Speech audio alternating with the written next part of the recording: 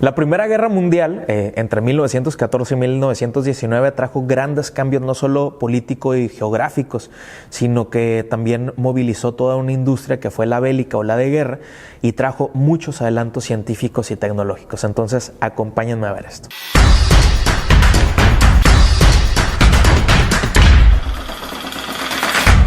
Dentro de lo que fue novedoso en la Primera Guerra Mundial fueron las tácticas de la guerra.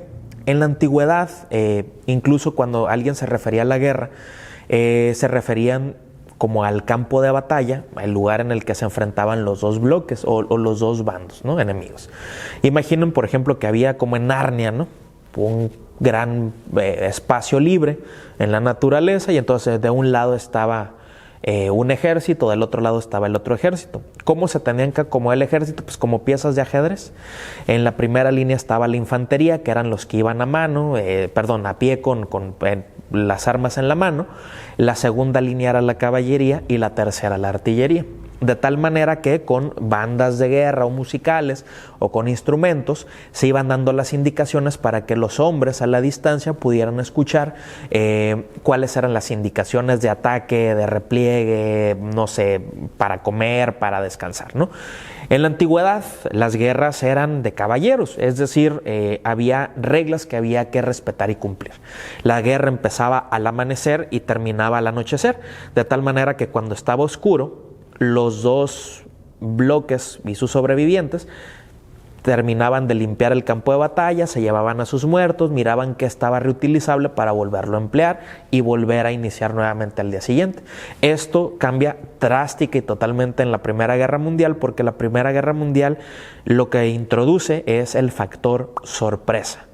¿De acuerdo? Ya no hay un horario establecido para llevar a cabo la guerra, sino que el factor sorpresa es lo que va a tomar por sorpresa, literalmente, o desprevenidos, pues a los diferentes ejércitos.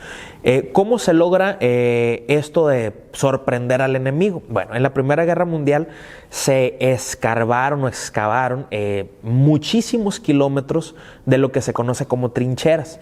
Una trinchera literalmente es un agujero en el suelo, y entonces el ejército o los soldados se escondían ahí, se tapaban con ramas de árboles y cosas que pudieran tener ahí, y entonces cuando iba el enemigo, pues ellos salían y entonces atacaban por sorpresa. Entonces, factor sorpresa número 1. Número 2, hay un periodo de la guerra que se conoce como la guerra de trincheras.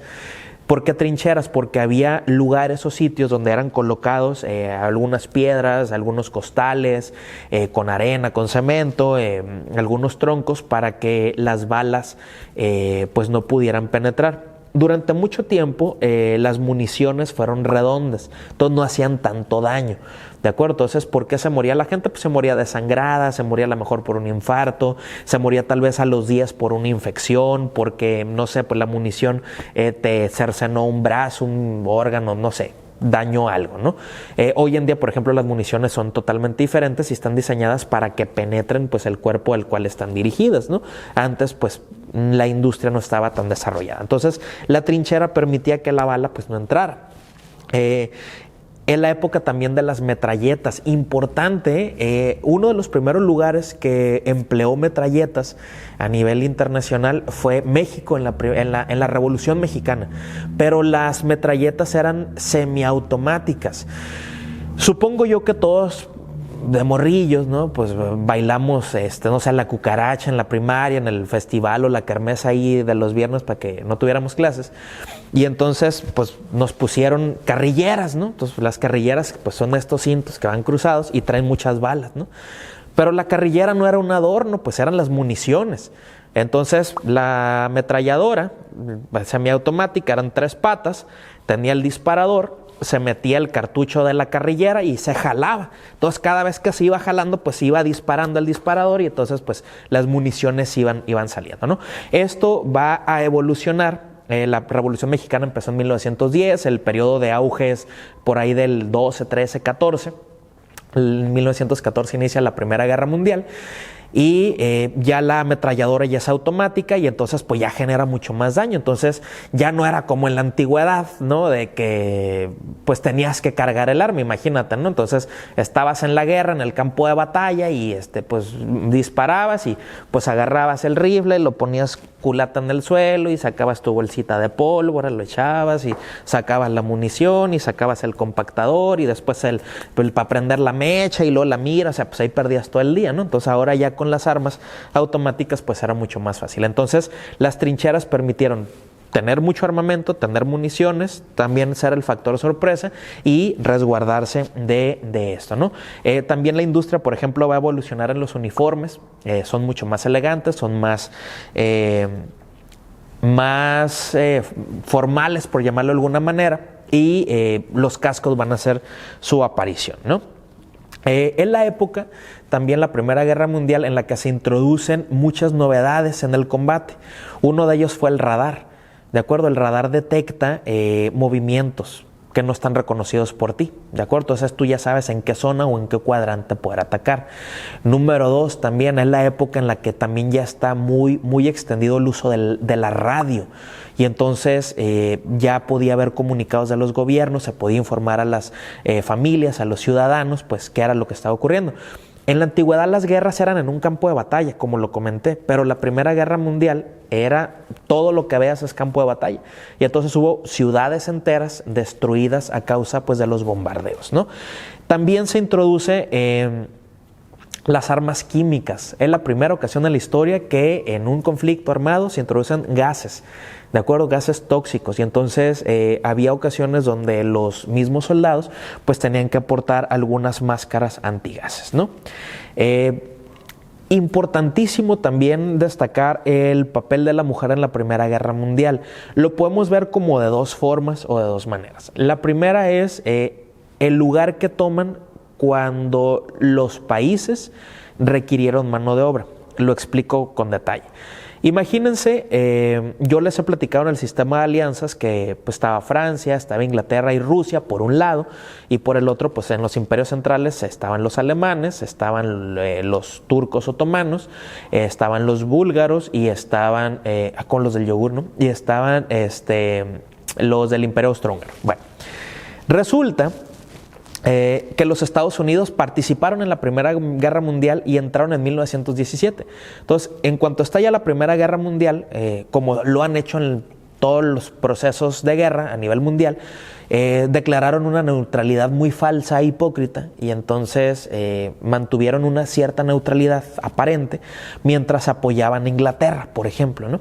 Entonces entran los Estados Unidos y cuando entran los Estados Unidos pues envían a todo el ejército estadounidense, pero cuando se llevan a decenas y miles de hombres a combatir pues al frente de batalla en Europa, quedan muchos espacios libres en la industria, en el campo, en la agricultura, en las empresas, en la sociedad, pues que dejaron estos hombres que son enviados al campo de batalla. Entonces todos esos lugares los toman las mujeres y es cuando las mujeres empiezan a empoderar y empiezan a tomar más acción como dentro de la escena pública. Entonces la Primera Guerra Mundial permitió como dar ese escenario, ese escaparate para la participación o incrementar mucho más la participación de la mujer. Entonces mucho más frecuente ya dentro del siglo XX, a partir de la Primera Guerra Mundial, ver como mujeres trabajando, mujeres en la industria, trabajando en el gobierno, en las maquiladoras, etcétera, etcétera, ¿no? Incluso hasta en el ejército, ¿no?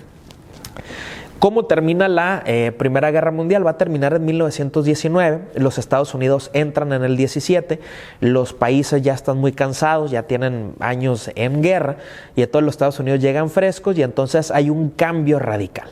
Los rusos se tienen que salir porque justamente en 1917 estalla la Revolución Rusa, se salen para atender ese problema interno de ellos y los Estados Unidos pues retoman ese papel. Entonces en 1919 se firman los tratados de paz, los acuerdos, y entonces a partir de ese momento se crea algo que se conoce como el nuevo orden económico mundial, es decir, los Estados Unidos como líderes indiscutibles del mundo y de lo que ocurre en el mundo, y número 2, con la aceptación del inglés para hacer los negocios y del dólar para utilizar la moneda de cambio o para fijar paridad. ¿De acuerdo? Entonces, es uno de los muchos acuerdos que se van a firmar. El más importante se firma en Francia, se conoce como el Tratado de Versalles en 1919 y es el que va a fijar el fin de la Primera Guerra Mundial. Dentro de las consecuencias que trajo la guerra, un número altísimo de muertos, se estima que murieron 10 millones de personas, únicamente es una estimación así pues por encimita, millones de hectáreas cultivables o ganaderas devastadas, vías del ferrocarril inservibles o destruidas, infraestructura, por ejemplo, calles, vialidades, avenidas, hospitales, parques, edificios gubernamentales destruidos. Se piensa que después de la Primera Guerra Mundial hubo algunos países que entraron en un profundo problema económico. Por ejemplo, 1 de cada 4 alemanes estaba desempleado, es un número muy alto. Y entonces, aparte, dentro de los diferentes tratados de paz, hubo algunas sanciones que se le impusieron a algunos países. Por ejemplo, en el Tratado de Versalles, que se firmó en 1919, se le fijaron algunas sanciones a Alemania, número de efectivos militares reducidos, la frontera totalmente reducida, el territorio pues cambió y se lo redujeron también y hubo unas restricciones en cuanto a armamento. Entonces Alemania, ahí se los comento porque empieza a desarrollar un odio que va a cultivar durante 20 años hasta que inicie la Segunda Guerra Mundial, ¿no? Entonces, una de las consecuencias positivas que trajo el fin de la Primera Guerra Mundial es que se creara el antecedente de la ONU, se conoció como la Sociedad de las Naciones, que era un lugar donde los líderes de los países podían negociar sus posibles diferencias para llegar por medio de la paz y sin violencia a algunos acuerdos o a la solución pacífica de algunos conflictos. Entonces, a grandes rasgos, esta fue la Primera Guerra Mundial y nos vemos en la próxima.